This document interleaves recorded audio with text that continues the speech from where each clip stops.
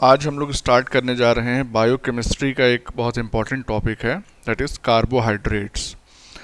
तो इसकी बहुत सारी डेफिनेशंस हमारे पास हैं, लेकिन अगर एक सिंपल और वन लाइन डेफिनेशन इसकी देखी जाए तो these are basically polyhydroxy aldoses aldoses ketoses and their condensation products. इसका मतलब क्या है ये पहले हम समझ लेते हैं। पॉलीहाइड्रोक्सी का मतलब हो गया कि इसमें बहुत सारे हाइड्रोक्सी ग्रुप्स होंगे, यानी कि OH ग्रुप्स होंगे। एल्डोज का मतलब ये हो गया कि इसमें एल्डिहाइड ग्रुप भी प्रेजेंट होगा। कीटोज का मतलब ये हो गया कि इसमें कीटोन ग्रुप प्रेजेंट होगा। तो पॉलीहाइड्रोक्सी एल्डोजेज और कीटोजेज और साथ ही साथ उसके कंडेंसेशन प्रोडक्ट्स। कंडेंसेशन प्रोडक्ट्स का मतलब ये हो गया कि बहुत सारे हाइड्रोक्सी ग्रुप्स जो है वो कंडेंस होंगे एक एल्डोज ग्रुप या एल्डिहाइड ग्रुप के साथ और एक कीटोन ग्रुप के साथ। तो ये हो गई एक सिंपल सी डेफिनेशन। दूसरी डेफिनेशन की अगर हम बात करें तो एक और तरीके से हम डिफाइन कर सकते हैं इनको सिंपली हम कह सकते हैं कार्बोहाइड्रेट्स को हाइड्रेट्स ऑफ कार्बन। हाइड्रेट्स का मतलब क्या होता है? कोई भी substance that is containing water. तो इसका जो जनरल फॉर्मूला यहाँ पे निकल के आएगा वो होगा CnH2O होल N। अब n जो है वो नंबर ऑफ कार्बन एटम्स हो जाएंगे, तो अकॉर्डिंगली जो है इसमें वेरी कर सकता है। जैसे अगर कार्बन एटम जो है वो हमने सिर्फ एक लिया तो CH2O इस तरह का फॉर्मूला बनेगा। तो इसको हम HCHO या फॉर्मेल्डिहाइड भी कह सकते हैं। इसी तरह जैसे जैसे संख्या हम बढ़ाएंगे यहाँ पे कार्बन की, वैसे वैसे हमको अलग टाइप का कार्बोहाइड्रेट मिलना स्टार्ट हो जाएगा। यहीं पे हम एक और डेफिनेशन भी कार्बोहाइड्रेट्स की देख सकते हैं। यहाँ पे हम ये कह सकते हैं कि ये ऐसे ऑर्गेनिक सब्सटेंस हैं जिनमें कार्बन, हाइड्रोजन और ऑक्सीजन प्रेजेंट होता है, और यहाँ पे जो हाइड्रोजन इज टू ऑक्सीजन यानी हाइड्रोजन और ऑक्सीजन का जो रेशियो है वो 2:1 है।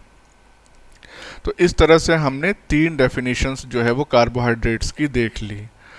अब यहाँ पे एक चीज़ और ध्यान रखना है कि एल्डोज और कीटोज की जो हम बात कर रहे हैं, यहाँ पे थोड़ा सा और हम क्लियर हो जाएं कि जैसे हमने क्या कहा था कि पॉलीहाइड्रोक्सी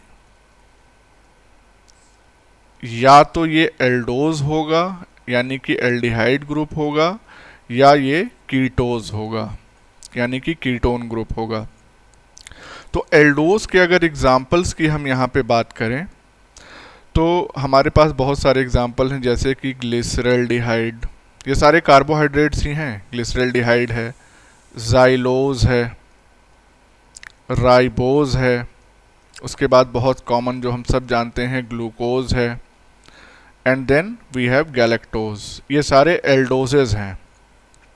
और एक चीज़ और ध्यान रखनी है आपको कि एल्डोज में जो एल्डिहाइड ग्रुप होता है या कीटोज में जो कीटोन ग्रुप होता है, ये दोनों के दोनों इन दोनों की लोकेशन क्या होती है? They are terminal.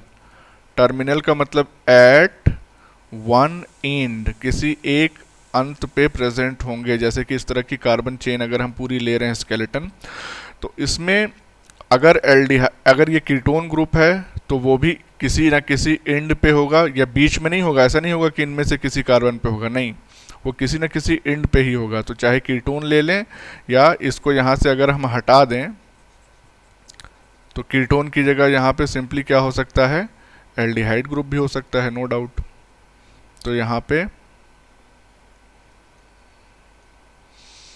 और वैलेंसी यहाँ पे हम हाइड्रोजन से बाकी सेटिस्फाई कर लेंगे। तो कुल मिला के ये टर्मिनल होते हैं ग्रुप्स।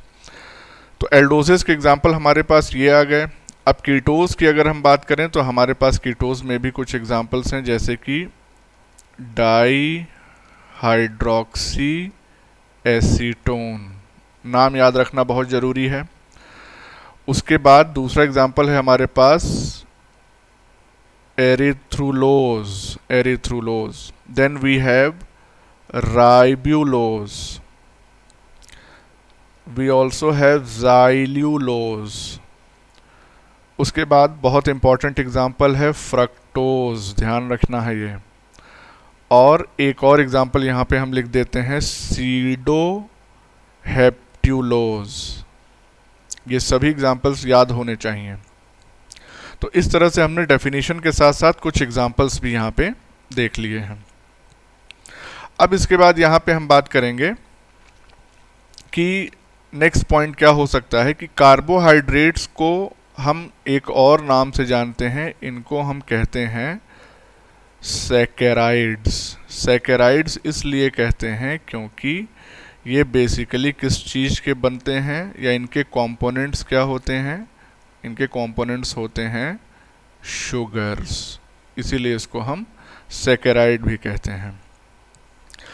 अब ध्यान रखिए कि यहाँ पे हम कार्बोहाइड्रेट का एक क्लासिफिकेशन देने जा रहे हैं और वो बहुत इंपॉर्टेंट है।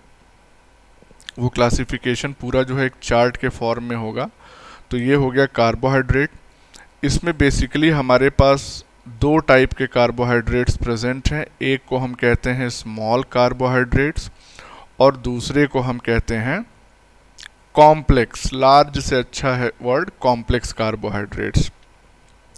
तो ये जो स्मॉल वाले कार्बोहाइड्रेट्स होते हैं, ये इनका मॉलिक्यूलर वेट जो होता है वो बहुत कम होता है, तो लो मॉलिक्यूलर वेट। और दूसरी चीज़ इसमें ये है कि ये सॉल्यूबल होते हैं, चूँकि छोटे हैं तो इजीली ये डिज़ोल्व हो जाते हैं वाटर में, कोई दिक्कत नहीं होती है।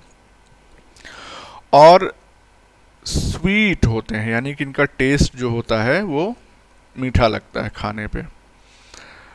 अब स्मॉल कार्बोहाइड्रेट्स को हम फर्दर और डिफरेंशिएट कर सकते हैं या डिवाइड कर सकते हैं अलग अलग टाइप्स में। सबसे पहला तो इसमें हो गया मोनोसैकेराइड्स, ध्यान रखना ये सब स्मॉल में ही आ रहे हैं, मोनोसैकेराइड्स। दूसरा जो इसका टाइप होता है उसको हम कहते हैं डेराइव्ड मोनोसैकेराइड्स, यानी कि मोनोसैकेराइड के ही डेरिवेटिव्स इसमें होते हैं, तो डेराइव्ड मोनोसैकेराइड्स। और तीसरे जो इसके टाइप्स होते हैं उनको हम कहते हैं ओलिगोसैकेराइड्स। इन सभी को हम डिटेल में डिस्कस करेंगे। और ये जो कॉम्प्लेक्स या लार्ज पॉलीसैकेराइड भी इनको कह सकते हैं, मतलब अब इसमें क्या होता है कि बेसिकली पॉलीसैकेराइड्स ही इंक्लूड होते हैं, तो इट इंक्लूड्स पॉलीसैकेराइड्स। तो ये हो गया क्लासिफिकेशन। अब हम सबसे पहले स्मॉल वाले को डिस्कस करेंगे, उसके एक एक कंपोनेंट, यानी कि हम मोनोसैकेराइड को डिस्कस करेंगे, डेराइव्ड वाले को, और फिर ओलिगोसैकेराइड को, और फाइनली हम लोग चलेंगे पॉलीसैकेराइड की तरफ। तो नेक्स्ट हमारा जो हेडिंग हो जाएगा वो हो जाएगा, हेडिंग होगी स्मॉल कार्बोहाइड्रेट्स, स्मॉल कार्बोहाइड्रेट्स, और उसमें भी जो सबसे पहला वाला है दैट इज मोनोसैकेराइड्स। तो मोनोसैकेराइड इनको क्या क्यों कह रहे हैं, क्योंकि इनमें एक ही शुगर मॉलिक्यूल प्रेजेंट होता है, मोनो का मतलब एक। अब इनकी एक खास बात ये होती है कि इनको और ज़्यादा हाइड्रोलाइज नहीं किया जा सकता, यानी कि और ज़्यादा इनको तोड़ा नहीं जा सकता है, तो they can not be hydrolysed further into smaller components, यानी कि ये ऑलरेडी अपने सबसे स्मॉलेस्ट फॉर्म में हैं, तो इससे ज़्यादा अब इनको तोड़ नहीं सकते हम। अगर इनके हम जनरल फार्मूला की बात करें तो जो जनरल फार्मूला निकल के आता है वो है CnH2nOn, ये इनका जनरल फार्मूला हो गया। अब इसमें कितने number of carbon atoms present हैं, इसके बेसिस पे ये 5 टाइप के होते हैं, 5 टाइप के होते हैं। सबसे पहला इसमें जो टाइप होता है वो होता है ट्रायोज। ट्रायोज में कितने कार्बन एटम्स होंगे, 3 कार्बन एटम्स। अब इसका जनरल फार्मूला आप यहाँ से निकाल सकते हैं भाई। इसमें अगर n इक्वल्स टू 3 हमने रख दिया तो ये बन जाएगा C3H6O3। तो इसी तरह से आप बाकी का भी निकाल लेंगे, मैंने एक का निकाल के दिखा दिया। तो ये ट्रायोज हो गया 3 कार्बन वाला। इसमें हमारे पास 2 एग्जाम्पल्स हैं, बहुत इंपॉर्टेंट हैं और ये याद रखने हैं। ग्लिसरल्डिहाइड पहला है और दूसरा है डाईहाइड्रोक्सी एसीटोन। ये एक ट्रायोज है, यानी कि 3 कार्बन के शुगर्स हैं ये। इसके बाद अगला जो है हमारे पास टेट्रोज है, यानी कि इसमें कितने कार्बन होंगे? 4 कार्बन होंगे। यहाँ पे भी हमारे पास 2 एग्जाम्पल्स हैं। पहला एग्जाम्पल है एरिथ्रोज और दूसरा एग्जाम्पल है थ्रियोज। तो ये दोनों क्या हैं? 4 कार्बन शुगर्स हैं। इसी तरह से नंबर 3 पे हमारे पास है पेंटोज। मेरे ख्याल से इस पेंटोज से आप लोग ज़्यादा परिचित होंगे। इट कंटेन्स 5 कार्बन, तो 5 कार्बन कंटेनिंग शुगर। यहाँ पे भी हमारे पास कुछ इंपॉर्टेंट एग्जाम्पल्स हैं। सबसे पहला है राइबोज, उसके बाद हमारे पास है xylose, then we have deoxyribose. Ribose में से ऑक्सीजन निकाल दिया हमने तो हमको मिल गया डीऑक्सीराइबोज। इसके अलावा और भी एग्जाम्पल्स हैं हमारे पास 5 कार्बन वाले में। एरेबिनोज, देन वी हैव राइब्यूलोज। तो इतने एग्जाम्पल्स, यानी कि 5 कार्बन वाले में हमने 5 एग्जाम्पल्स आपको दे दिए। तो ये आपको ध्यान रखना है। इसके बाद नेक्स्ट जो कैटेगरी आएगी उसमें हम लोग देखेंगे चौथे नंबर पे हेक्सोज। हेक्सोज का मतलब इसमें कितने कार्बन होंगे? 6 कार्बन। तो यहाँ पे भी हमारे पास बहुत अच्छे अच्छे एग्जाम्पल्स हैं और कॉमन एग्जाम्पल्स हैं। जैसे हमारे पास है glucose, then we have fructose, we also have galactose, then we have mannose. बहुत इंपॉर्टेंट है, ये सारे आपको याद रखने हैं एग्जाम्पल्स। अब ग्लूकोज, एक चीज़ आप यहाँ पे ध्यान रखिएगा कि अभी हम इसको बाद में बताएंगे भी, लेकिन यहाँ जान लीजिए कि ग्लूकोज जो होता है इसमें एल्डिहाइड ग्रुप प्रेजेंट होता है। एल्डिहाइड ग्रुप, और कहाँ पे? At carbon number 1। जबकि जो फ्रक्टोज होता है इसमें कीटोन ग्रुप प्रेजेंट होता है एट कार्बन नंबर 2। तो ये चीज़ ध्यान रखनी है। अभी इसका स्ट्रक्चर बनाकर भी हम बताएंगे आपको। अब हमारे पास 5वां और लास्ट टाइप है मोनोसेक्राइड का, जिसको हम कहते हैं हेप्टोज। हेप्टोज का मतलब ये हो गया कि 7 कार्बन यहाँ पे होंगे, 7 कार्बन कंटेनिंग शुगर्स।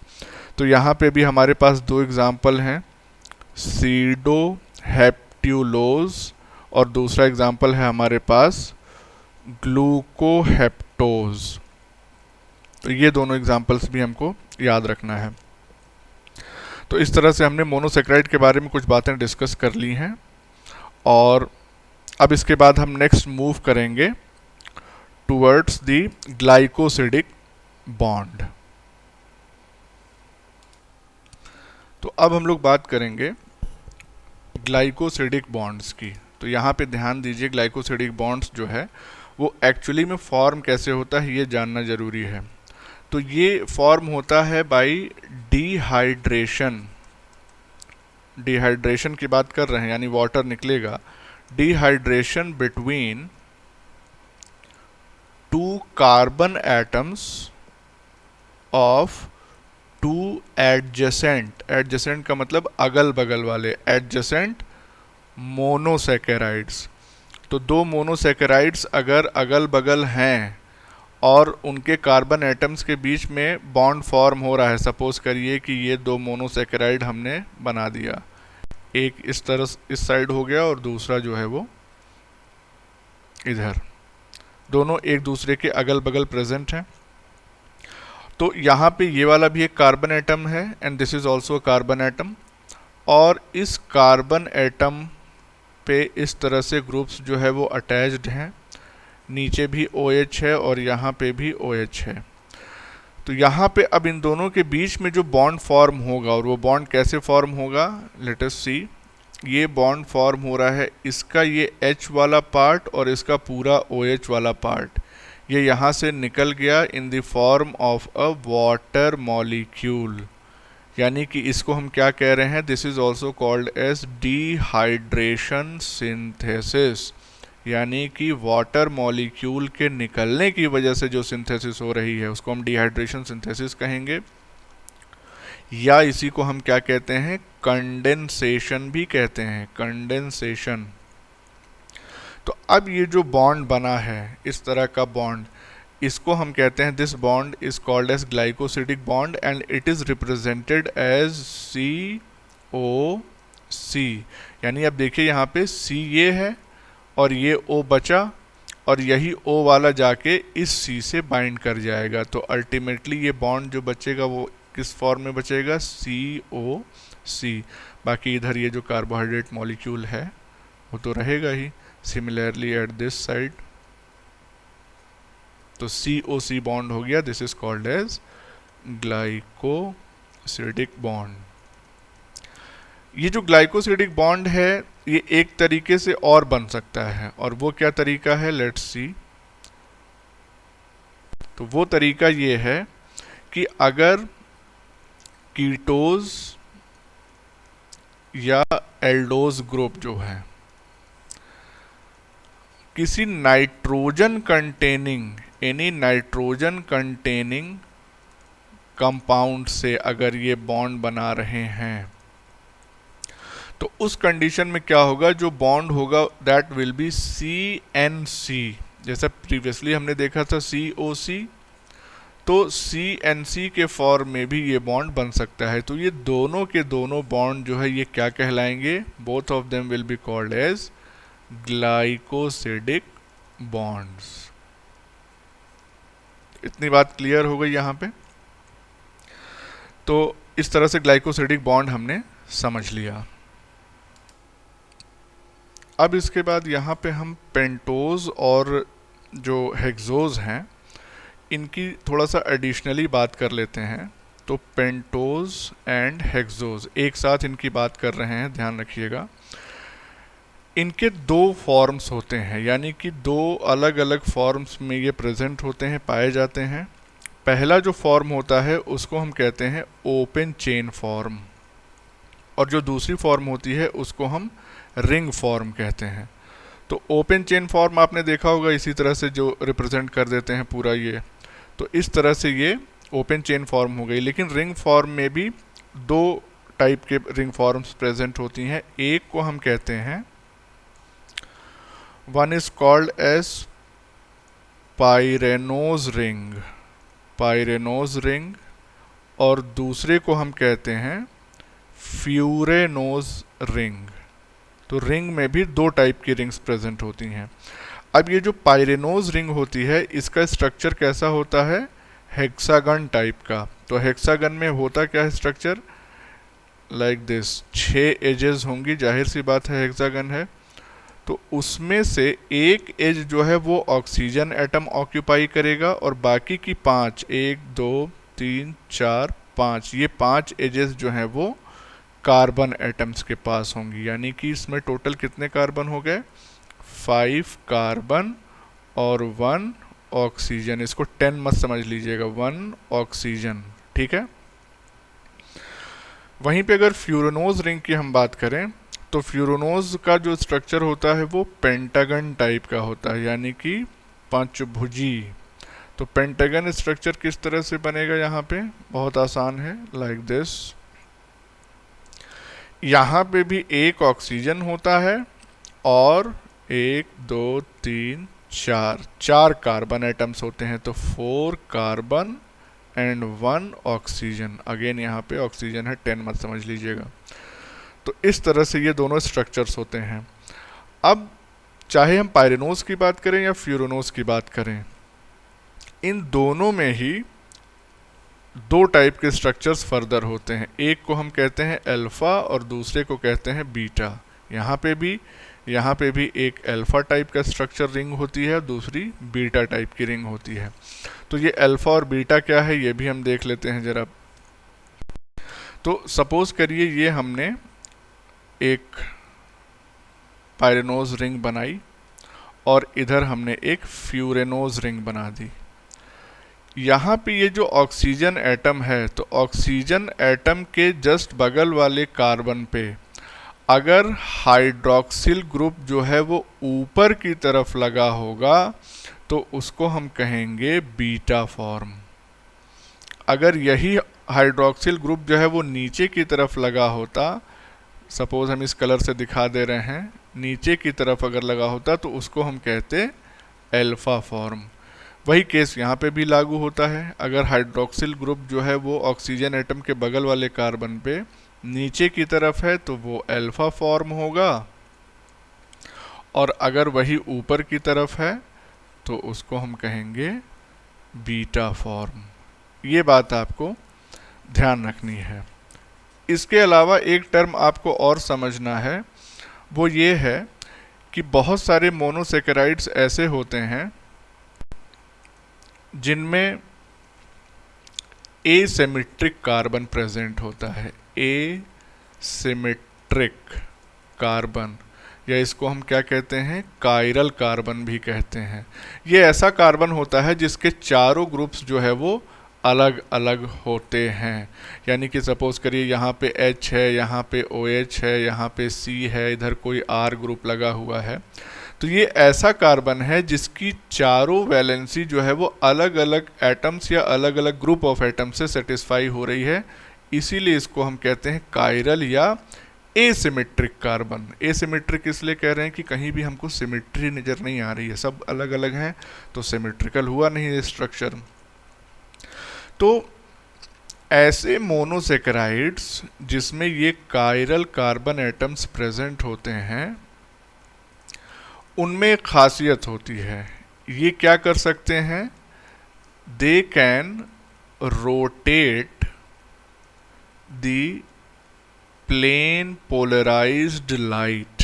ये प्लेन पोलराइज्ड लाइट को रोटेट कर सकते हैं। अब रोटेशन दो साइड में हो सकता है, या तो वो राइट साइड की तरफ रोटेट कर दें या लेफ्ट साइड की तरफ रोटेट कर दें। तो अगर वो राइट साइड की तरफ रोटेट करते हैं तो उनको कहा जाता है डी या डेक्स्ट्रो रोटेटरी, या प्लस सिंबल से भी इनको डिनोट किया जाता है।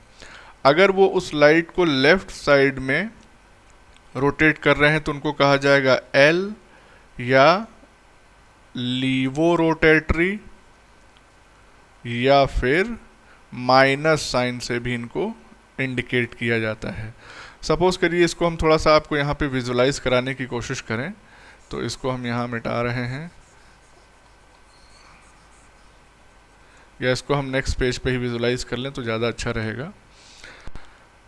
देखिए होता क्या है कि सपोज करिए ये एक ट्यूब है जिसमें इधर से कुछ चीज़ जो है वो डाली जा सकती है, और इसमें कोई शुगर सॉल्यूशन भरा हुआ है, कोई मोनोसेकेराइड है, उसका सॉल्यूशन भरा हुआ है, और इस साइड से यानी कि अपोजिट साइड से यहाँ पे एक प्लेन पोलराइज्ड लाइट आ रही है। प्लेन पोलराइज्ड लाइट का मतलब क्या हो गया कि वो सिर्फ एक प्लेन में ही अपना वाइब्रेशन शो करेगी। इस तरह से ये प्लेन पोलराइज्ड लाइट आ रही है, इसी तरह सारे एरोज होंगे। लेकिन अगर इस शुगर सॉल्यूशन में एंट्री करने के बाद जब ये बाहर निकल रही है और इसका रोटेशन जो है वो इस तरह से राइट साइड की तरफ हो जा रहा है, राइट साइड की तरफ, तो इस शुगर सॉल्यूशन को हम क्या कहेंगे, डेक्स्ट्रो रोटेटरी या डी फॉर्म या प्लस फॉर्म। और वहीं अगर इसका जो झुकाव है वो लेफ्ट साइड की तरफ हो जा रहा है तो उस केस में हम इसको क्या कहेंगे, लीवो रोटेटरी। तो बस प्लेन पोलराइज्ड लाइट को अगर राइट की तरफ कर रहा है तो डेक्स्ट्रो रोटेटरी, और अगर लेफ्ट की तरफ कर रहा है तो वो लीवो रोटेटरी हो जाएगा। इतनी बात समझ में आ गई होगी। तो शुगर्स की अगर हम बात करें तो शुगर्स के केस में मोस्टली क्या होता है कि मोस्टली शुगर्स आर डी और डी आइसोमर्स। मतलब समझ में आया कि जितने भी शुगर्स होंगे वो मोस्टली किस तरह के होंगे, डेक्स्ट्रो रोटेटरी, यानी प्लेन पोलराइज्ड लाइट को वो राइट की तरफ मोड़ देंगे। तो ये तो हमने बात की पेंटोजेस और हेक्सोजेस की। यहाँ पे हम जरा स्पेसिफिक बात कर लें हेक्सोज की। तो हेक्सोज में कुछ एग्जांपल्स लेके उसको भी हम यहाँ पे डिस्कस कर ले रहे हैं। ये जनरली होते कैसे हैं, ये वाइट होते हैं, सब जो सफ़ेद कलर के होते हैं, क्रिस्टल लाइक इनका स्ट्रक्चर होता है, जैसे चीनी आपने देखी ही होगी क्रिस्टल जैसा होता है, और साथ ही साथ मीठे होते हैं, स्वीट होते हैं। जैसे कि एग्जांपल हम अगर फ्रक्टोज का लें तो फ्रक्टोज के बारे में हम पहले बता चुके हैं, इसमें कीटोन फंक्शनल ग्रुप प्रेजेंट होता है फ्रक्टोज। ये स्वीटेस्ट होता है, sweetest of all naturally occurring sugars, मतलब नेचर में जिस फॉर्म में शुगर्स प्रेजेंट होते हैं उसमें सबसे मीठा कौन सा होता है, फ्रक्टोज ही होता है। इसको हम लोग फ्रूट शुगर के नाम से भी जानते हैं क्योंकि ये फलों में ज़्यादातर पाया जाता है। और ये ध्यान रखिएगा, नॉट प्रेजेंट, हम ये कह रहे हैं कि फ्रूट शुगर है लेकिन ये नॉट प्रेजेंट इन ग्रेप्स, अंगूर में नहीं पाया जाता है। अंगूर में क्या पाया जाता है, ग्लूकोज। ध्यान रखिएगा, इसीलिए डायबिटीज़ के पेशेंट्स को अंगूर नहीं खिलाना चाहिए। कहाँ कहाँ ये प्रेजेंट होता है, तो फ्रूट्स में तो प्रेजेंट होता ही, साथ ही साथ it is present in nectar and honey, it is present in nectar and honey. अब इसके बाद हम बात करेंगे ग्लूकोज की। तो ग्लूकोज के भी कुछ पॉइंट यहाँ पे हम डिस्कस करते हैं। So let's see. तो कुछ पॉइंट्स हम लोग ग्लूकोज के बारे में भी जान लें यहीं पे। ग्लूकोज जो होता है इसको हम ब्लड शुगर भी कहते हैं क्योंकि जाहिर सी बात है हमारे पास ब्लड में ये पाया जाता है, प्रेजेंट होता है। और साथ ही साथ इसको हम ग्रेप शुगर भी कहते हैं। क्यों? क्योंकि ये ही अंगूर में पाया जाता है, फ्रक्टोज नहीं पाया जाता है। इसको कॉर्न शुगर के भी नाम से जानते हैं, यानी भुट्टे में भी ये पाया जाता है। और ग्लूकोज जो होता है वो डेक्स्ट्रोज होता है। डेक्स्ट्रोज का मतलब क्या हो गया कि ये डेक्स्ट्रो रोटेटरी होता है, जबकि जो फ्रक्टोज होता है वो लेव्यूलोज होता है, यानी कि ये लीवो रोटेटरी होता है। तो ये बातें हमको ध्यान रखनी है। इसके बाद नेक्स्ट जो टाइप है स्मॉल कार्बोहाइड्रेट्स का, यानी कि डिराइव्ड मोनोसेकेराइड्स, उसके बारे में हम नेक्स्ट लेक्चर में बात करेंगे।